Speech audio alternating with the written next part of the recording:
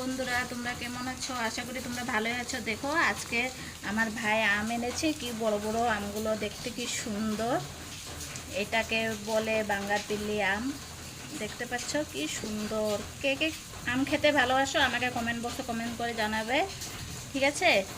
আর আমি কিভাবে খাই আম দেখো। একটা এখানে ছোট্ট মোটো আম আছে, সেই সুন্দর আমটাকে আমি এখন টিপে টিপে এইভাবে নরম করব।